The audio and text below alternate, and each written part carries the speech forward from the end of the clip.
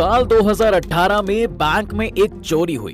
एक ऐसी चोरी जिसमें ना तो चोर बैंक गया और ना ही कोई एटीएम तोड़ा गया, लेकिन देखते ही देखते बैंक के अकाउंट से तकरीबन 94 करोड़ रुपए साफ हो गए। बिल्कुल सही सुना आपने। ये कहानी भी मनी हाइस्ट और धूम 3 की मसालेदार स्क्रिप्ट्स की तरह है। जी हाँ, जिसमें पहले तो बैंक में सब ठीक ठाक चल रहा था, लेकिन फिर शाम के 5 बजते ही सभी फोन की घंटियां बजने लगी और सब में एक ही सवाल था कि क्या आपके सर्वर में कोई खराबी है। फोन कटते ही बैंक एम्प्लॉयज सोच में पड़ गए कि क्या सच में बैंक सर्वर डाउन है, लेकिन इसका जवाब उन्हें मिला अगले दिन, जब बैंक के खाते से करोड़ों रुपए गायब हो गए और इसकी जानकारी कानो कान किसी को नहीं लगी। अब सवाल ये था कि फिर ये फ्रॉड हुआ कैसे, किस बैंक की थी ये कहानी और कौन था इसके पीछे। आइए जानने की कोशिश करते हैं हमारी आज की इस वीडियो में। देखिए, ये फ्रॉड की दास्तां है पुणे के कॉस्मोस कोऑपरेटिव बैंक की, जहां 11 अगस्त 2018 को इंडिया का सबसे बड़ा बैंक हाइस्ट हुआ और इसकी जानकारी उन्हें सबसे पहले फाइनेंशियल सर्विसेज कंपनी वीजा से मिली, जिन्होंने अपने एल्गोरिथम में कुछ अजीब सा नोटिस किया। इस कंपनी का कहना था कि बैंक से जुड़े डेबिट कार्ड में एक अजीब सी एक्टिविटी हुई है। अब एक तरफ ये घटना चल ही रही थी कि दूसरी तरफ बैंक में उस वक्त एक आदमी आया। इसकी परेशानी थी कि जब वो अपने रुपए डेबिट कार्ड से पैसे निकाल रहा था, तब एटीएम की स्क्रीन पर उसके खाते में बहुत ज्यादा पैसे दिखाई जा रहे थे। जाहिर था कि बैंक एम्प्लॉय के लिए इस घटना पर विश्वास करना पॉसिबल नहीं था, लेकिन उन्होंने फिर भी अपने कस्टमर डेटाबेस को अच्छे से टटोला और आदमी को फीडबैक दिया कि ऐसा कोई सबूत उनके डेटाबेस में नहीं है। अब वो आदमी फिर घर चला गया। अब क्योंकि उस दिन शनिवार था और शाम का वक्त था, इसलिए बैंक के एम्प्लॉय को कोई भी शक नहीं हुआ। उन्होंने चुपचाप काम किया और अपने अपने घर चले गए। अगले दिन एक शानदार संडे गुजारकर मंडे को जब बैंक एम्प्लॉयज ऑफिस आए तो उनके पैरों तले जमीन ही खिसक गई, क्योंकि खेला हो गया था भाई। और अब अफसोस करने के अलावा बैंक के हाथ में कुछ था ही नहीं। सुबह सुबह ही स्विफ्ट यानी society for world wide inter bank financial telecommunications के लोगों का कॉस्मोस बैंक के पास कॉल आ गया था कि उनके अकाउंट में एक बड़ा फेरबदल हुआ है और 3 बड़े ट्रांजैक्शंस के तहत अकाउंट से 13 करोड़ 92 लाख रुपए फुर्र हो चुके हैं। ये ट्रांसफर ऑफ मनी देश से बाहर हांगकांग में एक हांग सेंग नाम के आदमी के अकाउंट में क्रेडिट हुई है, जो कि 100% एक फेक अकाउंट ही है और इसे करने के लिए हैकिंग का सहारा लिया गया है। एक तरफ जहां इतनी बड़ी गाज बैंक के ऊपर गिरी है, तो वहीं उन्हें ये जानकारी भी मिल गई कि इससे पहले रुपए और वीजा डेबिट कार्ड पार्टनर से ट्रांजैक्शन लॉग्स को लेकर उन्हें जो कंफर्मेशन रिक्वेस्ट आई थी, उस रिक्वेस्ट से बैंक को 80 करोड़ का चूना लग गया है। इसके लिए मल्टीपल एटीएम कार्ड्स का यूज किया गया और कमाल की बात तो ये थी कि बैंक को पता भी नहीं चला साहब। अब इन सब घटनाओं के तार जब एक दूसरे से जोड़े गए, तब जाकर बैंक को समझ में आया कि भाई उनके साथ तो बड़े वाला स्कैम हो गया है और इसकी भरपाई अब पुलिस ही करवा सकती है। इसलिए जल्दी ही बैंक की तरफ से एक बड़े घोटाले की रिपोर्ट पुणे के पुलिस स्टेशन में दर्ज कराई गई और फिर पुलिस लग गई अपने काम पर। लेकिन जांच किस चीज की करनी थी, ये एक बड़ा सवाल था। हालांकि भारत में इससे पहले भी कई चोरियां हुई थी, लेकिन ऐसी चोरी तो आज तक नहीं देखी गई जहां पुलिस को ये तक नहीं पता था कि उन्हें सबूत क्या ढूंढना है। बैंक में ना तो कोई आया और ना ही कोई बाहर गया, तो फिर इतना बड़ा फ्रॉड हो कैसे गया। इस मामले की इन्वेस्टिगेशन में जब पुलिस अंदर तक जा घुसी, तब उन्हें समझ में आया कि भाई ये एक बड़ा साइबर हमला था, एक ऐसा हमला जिससे पुणे पुलिस अकेले नहीं निपट सकती थी। इसलिए उन्होंने सभी टॉप ऑफिसर्स के साथ एक मीटिंग की और इस मीटिंग में साइबर सिक्योरिटी एक्सपर्ट से लेकर पेमेंट ऑर्गेनाइजेशन और कॉस्मोस बैंक के टॉप ऑफिशियल्स को बुलाया गया, जिसके बाद एक स्पेशल इन्वेस्टिगेशन टीम को इन्फॉर्म किया गया। इसके अलावा पुलिस के छोटे छोटे ग्रुप्स को भी जांच पर लगा दिया गया। एक टीम ने केस के टेक्निकल एस्पेक्ट पर गौर किया, तो दूसरी ने इस केस से जुड़े लोगों पर नजर रखना शुरू कर दिया। कई दिन और महीनों की मगजमारी के बाद पुलिस ये समझ पाई कि इस चोरी की तैयारी कोई 1 या 2 हफ्ते पहले नहीं, बल्कि तकरीबन 6 महीने पहले की जा चुकी थी।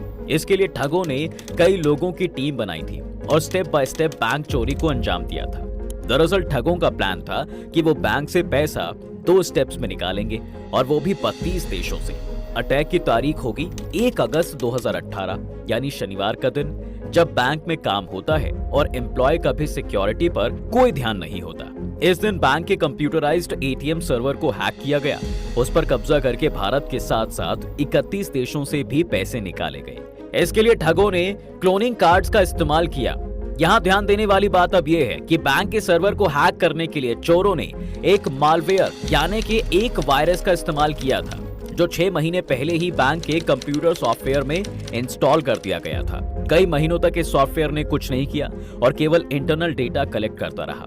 जब ये कंफर्म हो गया कि भाई चोरों के पास सर्वर हैकिंग के लिए इनफ इंफॉर्मेशन है, तब उन्होंने सैटरडे के दिन का इंतजार किया और कांड कर दिया। इसके लिए ठगों ने मालवेयर को इस तरह से डिजाइन किया था कि वो हर एक अकाउंट से 1 लाख रुपए तक निकाल सके। उनके मालवेयर में ये फीचर भी था कि वो खुद ही जाली ट्रांजैक्शन की मंजूरी दे सकते थे और इसी का इस्तेमाल करते हुए ठगों ने ये तय कर लिया कि कब, कहां और कैसे और कितने पैसे साफ करने हैं। इसमें अकेले 3000 ट्रांजैक्शंस तो महाराष्ट्र, राजस्थान और मध्य प्रदेश जैसे शहरों से हुए थे। इसके लिए हैकर्स ने पहले ही वीजा और रुपे कार्ड होल्डर्स की जानकारियां चुराई, जो कि उन्हें डार्क नेट से मिला था। उन्होंने ये भी पाया कि वीजा डेबिट कार्ड का इस्तेमाल 12,000 बार हुआ। इसके अलावा रुपे और स्विफ्ट डेबिट कार्ड के इस्तेमाल से भी पैसा निकाला गया है। यहाँ पर खास बात ये थी कि विदेशों से पैसा निकालने के लिए स्पेशली वीजा डेबिट कार्ड का इस्तेमाल हुआ था, जबकि भारत में रुपे कार्ड से बड़ी राशि निकाली गई थी। इन ट्रांजैक्शंस की जानकारियां जब क्लोजली चेक की गई तो पता चला कि भाई सबसे ज्यादा ट्रांजैक्शंस जयपुर, कोल्हापुर, दिल्ली, इंदौर, मुंबई और अजमेर से हुए थे। असल में ये लोग कौन थे, इसे जानने के लिए पुलिस ने घंटों तक एटीएम की फुटेजेस को खंगाला और 18 ऐसे लोगों को पुलिस ने धर दबोचा जिनका कहीं ना कहीं इस बड़ी लूट में हाथ था। मगर अफसोस, इतनी सरदर्दी का भी कोई फायदा नहीं हुआ, क्योंकि ये सभी लोग तो किराए के लुटेरे थे।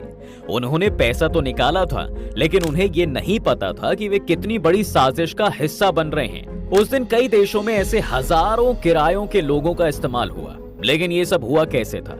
ये सीक्रेट किराए के इन लुटेरों के पास नहीं था। इन्हें ले देकर बस एक ही नाम पता था और वो था सुमैर यूसुफ शेख। जी हाँ, इस नाम को जब पुलिस ने अपने डेटाबेस में चेक किया तो इस नाम के 3000 लोगों की लिस्ट उनके सामने थी और उन्हें कोई अंदाजा नहीं था कि इनमें से असली कौन था। मगर जब इन नाम को लेकर इन्वेस्टिगेशन तेज हुई तो पुलिस ने पाया कि ये वही आदमी था जिसका नाम पहले चेन्नई में हुए सिटी यूनियन बैंक फ्रॉड में भी इन्वॉल्व था। अब ऐसे में अंदाजा लगाया गया कि आदमी एटीएम डकैती का मास्टरमाइंड हो सकता है। मगर इस पूरी वारदात में केवल यही नहीं है, बल्कि इसके कई पार्टनर्स भी हैं जिनका नाम भी सामने आया। इसके अलावा उनका मानना था कि भाई इस जुर्म के तार अमेरिका, रूस, ब्रिटेन, मिस्र, हांगकांग और स्विट्जरलैंड जैसे देशों से भी जुड़े थे।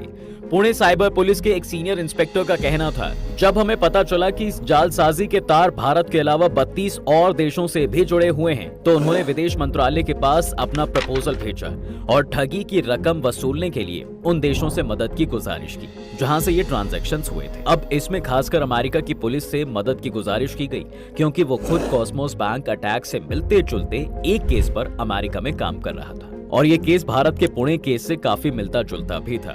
और यहीं से पुणे पुलिस को एक सुराग मिला और उन्हें शक हुआ कि नॉर्थ कोरिया की एक खुफिया एजेंसी रिकॉन्सस जनरल ब्यूरो की यूनिट पर है, जो कई साइबर अटैक में शामिल रही है। 2016 में बांग्लादेश बैंक से करीब $8 करोड़ की चोरी के पीछे भी इन्हीं का हाथ बताया जाता है। इसके अलावा 2017 के WannaCry 2.0 ग्लोबल रैंसमवेयर अटैक का आरोप भी इन्हीं के ऊपर है। खुद अमेरिका को भी इस यूनिट पर शक है, तभी तो इसके एक शख्स गालिब अलामरी को उन्होंने पकड़ा भी था, जिसने खुद मनी लॉन्ड्रिंग को लेकर अपना जुर्म भी कबूला था। इसलिए अमेरिकी अदालत ने उसे करीब 11.5 साल की सजा सुनाई थी। अमेरिका के डॉक्यूमेंट्स बताते हैं कि भाई इस आदमी ने भी भारत, पाकिस्तान के कई बैंकों में गंबद किया था, लेकिन भारत अभी भी इस इन्वेस्टिगेशन में बहुत पीछे है। ले देकर उसके पास एक ही नाम है और वो है सुमैर शेख। इसकी तलाश आज भी पुणे पुलिस जोरों शोरों से कर रही है, मगर ये उनकी जांच से काफी दूर है। हो सकता है कि शायद यूएई के आलीशान होटल में ये लूटे हुए पैसों से ऐश कर रहा हो, या फिर ये भी हो सकता है कि कहीं बिल में छिपकर बैठा हो। हालांकि पुणे पुलिस इस आदमी पर अपने शिकंजे को कसने के लिए एड़ी चोटी तक का जोर लगा रही है और कोशिश कर रही है कि यूएई की सरकार एक्स्ट्राडिशन ट्रीटी के तहत इस आदमी को भारत को सौंप दे, लेकिन ये कभी पकड़ा जाएगा भी या नहीं, किसी को नहीं पता।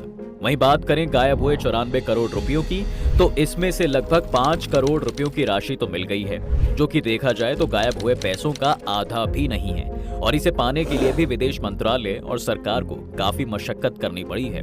दरअसल जब पुलिस को पता चला था कि ये रकम विदेश में जमा कराई गई है, तो विदेश मंत्रालय और कॉस्मोस बैंक ने मिलकर हांगकांग के अफसरों से कांटेक्ट बिठाया था और सबकी साझेदारी से इस बड़े 10 करोड़ रुपयों को फ्रीज करवा दिया था। और जब वहां की कोर्ट ने यह डिसीजन दिया कि पैसे सूद समेत कॉस्मोस बैंक को वापस जाने चाहिए, तब जाकर कहीं पहली किश्त के तौर पर 5 करोड़ 72 लाख रुपए लौट कर आए। ऑब्वियसली इसकी दूसरी किश्त आनी अभी फिलहाल बाकी है, लेकिन सवाल केवल 5 करोड़ तक ही सीमित नहीं है भाई। इसकी एक बड़ी राशि अभी भी दूसरे फर्जी अकाउंट्स में है और हमले का मास्टरमाइंड खुलेआम घूम रहा है। कोर्ट ने अब तक इस केस में 11 लोगों को गिल्टी माना है और उन्हें 3 से 4 साल की सजा सुनाई है, पर असल इंसाफ होना अभी बाकी है। पुलिस की माने तो ये गुत्थी तभी सुलझ पाएगी जब 32 देशों की सभी पुलिस एजेंसी और टॉप ऑफिशियल्स मिलकर इस केस को सुलझाएं और असली मुजरिम को पकड़ें। नहीं तो साइबर चोरी के ये मामले कभी नहीं रुकेंगे और दिन ब दिन अच्छे खासे चलने वाले बैंक भी साइबर हमले के चलते बैंकरप्सी के जाल में फंसकर बर्बाद हो जाएंगे। अब आपका इसके बारे में क्या कहना है, हमें कमेंट सेक्शन में जरूर बताएं। वीडियो अच्छी लगी हो तो इसे लाइक शेयर कर दें और चैनल को भी सब्सक्राइब कर दें।